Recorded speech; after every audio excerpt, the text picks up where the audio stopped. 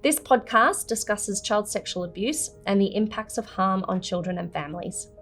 While we won't include graphic detail, some listeners may find this content distressing. Please take care while listening and consider pausing or seeking support if you need to. There's many and varied support services available, including Lifeline on 13 11 14, Kids Helpline for 5 to 25-year-olds on 1800 55 1800, and the Sexual Assault Helpline on 1800 010 120. If you're outside of Australia, we encourage you to seek a local support service. Hetty, welcome back to the podcast. In this episode, we're talking about shifting from response to responsibility, and that ties in really well with the work that you do at Safeguarding People Australia. So let's jump in.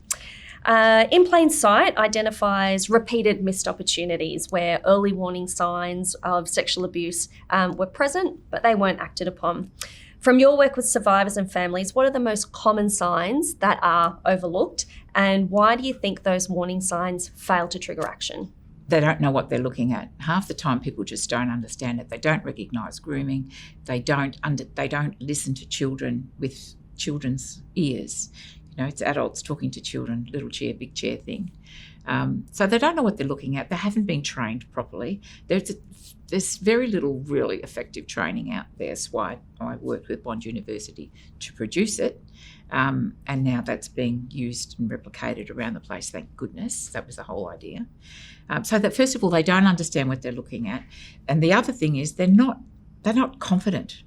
You know, training brings about confidence, but then your organisation or your business has to support that confidence by saying, we actually need you to report. If you have any doubts at all, without, don't be fearful to report, because people are fearful. They think, oh, maybe I misread that. Maybe I didn't see that at all. Could I say hand on heart that I saw him kissing that child? Could I? And they doubt themselves, but even a suspicion or a sense of something should be reported, which is why I love the fact that we've got this failure to report and failure to protect legislation in place now that affects everybody. Mm-hmm. So, that first, number one, they're not trained, they don't know what they're looking at, and then even if they do, they're not sure the organisation is open and willing to hear that and to respond effectively. They're not sure if they're going to get the sack. I mean, this is what's out there. So whistleblower legislation has to be stronger. There's a lot of reasons why people don't respond. Mm-hmm. And I get all that, but then organisations, institutions don't respond well either. Like the police didn't respond well. That's a whole big story there that I'm not an expert in mm-hmm. police operations, but mm-hmm. as systems don't back it up mm-hmm. either. So when you make a report, it feels like you're opening a massive can of worms and it's frightening. Mm-hmm. And so it shuts people down. Mm. The report talks about culture, and I think this is really what you were just talking about. So fear, risk aversion, and they are barriers to prevention. What kind of cultural shift is required so that those professionals do feel comfortable to speak up, do feel comfortable to escalate and act on what they see? What exactly are we looking for there? We're looking for affirmative responses. So not so much congratulations, but thank you for bringing that to us. Thank you for trusting your instincts. Let us deal with that now. And for the colleague, so if you're working and you suspect a colleague, that's a hard call. Yeah. But if you are required by your organisation to make a report, whether you're 100% sure or whether you're not, if that's the requirement on you and your job and livelihood and reputation depends on actually doing that, then that makes it easier to actually make that report. Mm-hmm. Everyone understands what everybody's obligations are. Mm-hmm. So we just have to make it normal. Mm-hmm. We just have to make it like this is what we do around here. This is how we do it. We prioritise children. If we've got any concerns, we report it. Mm-hmm. Perhaps also looking at welcoming concerns as opposed to seeing them as something negative, welcoming that as an opportunity to learn and to improve and to strengthen practice.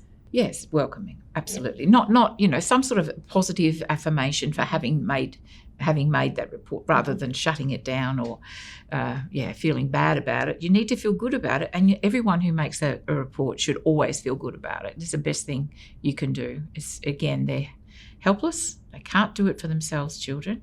They try. We have to learn to listen and respond. In terms of the prevention actions that you've spoken about there, what's the roles for governments and systems? What do they need to commit to if they are serious about making children safer? And I think they've done that. They're doing that now, and this report, underlines that so well. We need the National Child Safety Standards. We need them embedded in every organisation, at any NGO, business, doesn't matter who you are. If you interact with children as part of your business, volunteer, you need to uphold these principles. No excuses. They can be upheld by a volunteer group of 10 as easily as a company of thousands. It's the principles are in place no matter where you go. And so in every organisation, if we make sure that happens, that's great. Then government has to actually monitor that, test it, trial it, go into organisations and check them, making sure that everything is okay. And government themselves have to be open to getting their systems right, to manage the information that's coming back, and to support organisations to get better.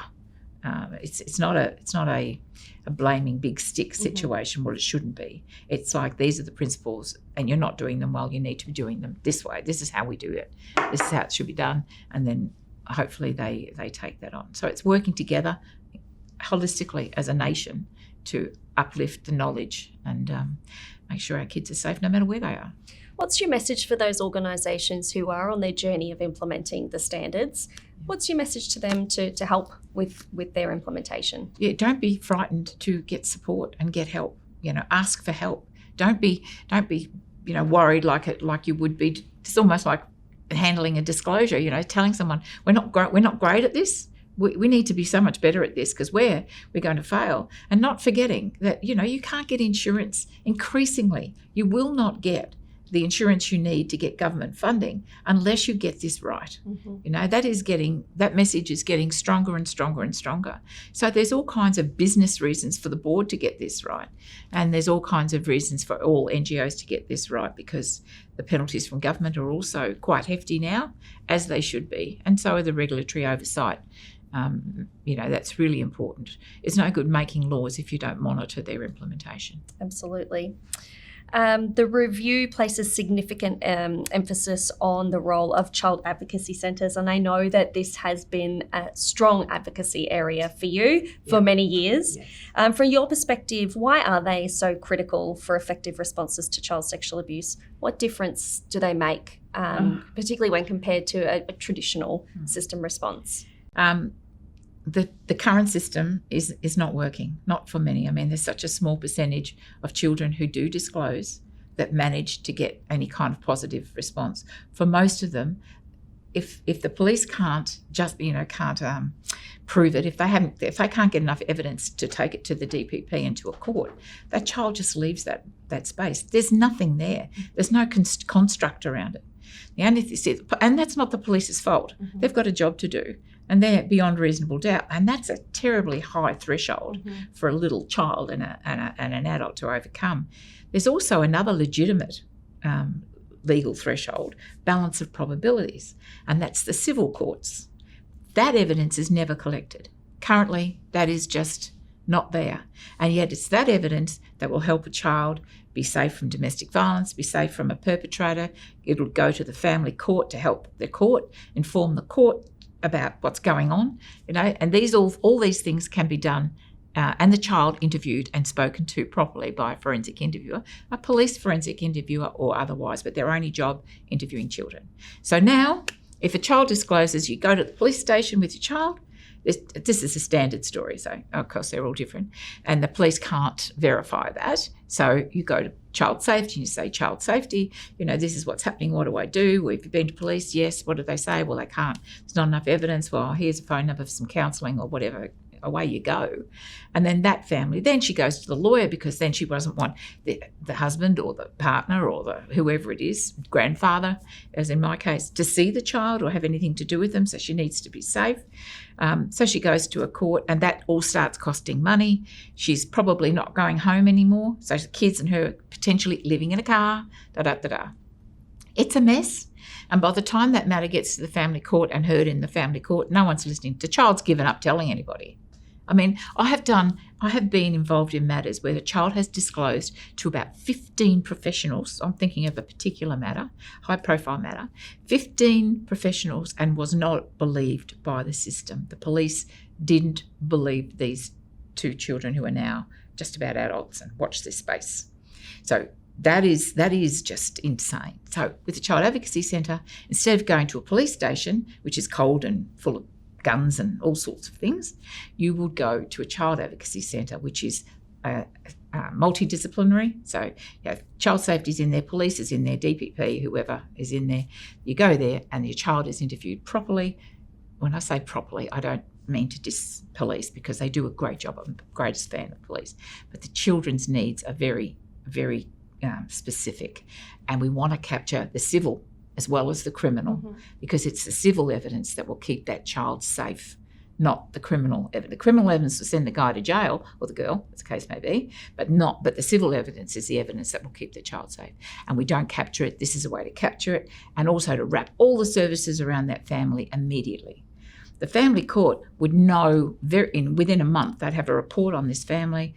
You know, you'd have education, you'd have all the players in this, you'd have reports for them, and you would get a balance of probabilities assessment with the forensic interview and everything else that goes on about whether or not this has veracity. Right? That's going to help the family court enormously. Absolutely. To make decisions. It's also going to help the children's court and all the other courts involved with this, and child safety. Everyone's all of a sudden going to know what they're dealing with. At the moment, it's just all these silos everywhere. No one's talking to each other, and the children aren't being heard, or elicit the information's not being carefully and respectfully and elicited from the children. So they're being sent back to their biological families, and it's a disaster, you know, because no one said, oh, what do you want? Where do you feel safe? So I could go on about this for hours. I won't. I understand the time limitation. But if there's one thing that we should do, we need to get these child and family advocacy centres are right around the world, for goodness sake. They're everywhere, just not here. We have tried it to get it here. I actually built one in a Bravehearts headquarters, had it all built, and the police did use it. I don't know if they still are. Possibly they are. I hope they are. But it's really difficult for police to, not just police, these are entrenched, to let go of things, you know, to let go of that part of their role. But they need to. It's an important recommendation. We'll be watching it closely, as I'm sure you will be. Yeah. My final question to you is about centering the child in every decision, which really goes to the heart of the Child Advocacy Centre that you have just spoken about, as well as many of the other themes in our conversation today. How do we do that? What's your message to everyone listening? How do we centre the child in everything that we do? First of all, we just need to listen to them, and we know what's right for the children. Either we're not allowed to do what's right. I know a lot of people working for Department of Child Safety can't do what they think they should be doing because the rule book says something different. So we just need to focus on the child. We just need to centre the child. We just won't do it. I'm not really sure why. And we need to, whenever as soon as the child is verbal, either through psychologists or through forensic interviewing, we need to make sure we've got captured the child's view on things. We don't do that at the minute. We need to understand where the child feels loved and safe, not talk about parents' rights or foster carers' rights or government rights or anyone else's rights, their rights, and help them to work out. You know, it can be difficult to understand when they're little, but no child, once they're verbal, I'm doing that forensic interviewing course. I nearly finished it now, and you can elicit the information you need in order to honour that child's feelings and we're not seeing that at the moment. I've seen too many kids go back to the wrong situation, and their whole lives will be different. You know, their whole lives will just be destroyed. Their opportunities gone. So we don't want to see that. So we have to listen to children, and we have to facilitate listening to children, and then we have to do everything we can to keep them safe and make sure they're in the safest and happiest place they can be. It's at the core of everything. Absolutely. Children's right to safety, it's what you've been talking about. It's on the board behind us. It's what we're all about. Hetty, thank you so much for spending time talking about that today. Really appreciate your thoughts. It's an absolute pleasure. Thanks again.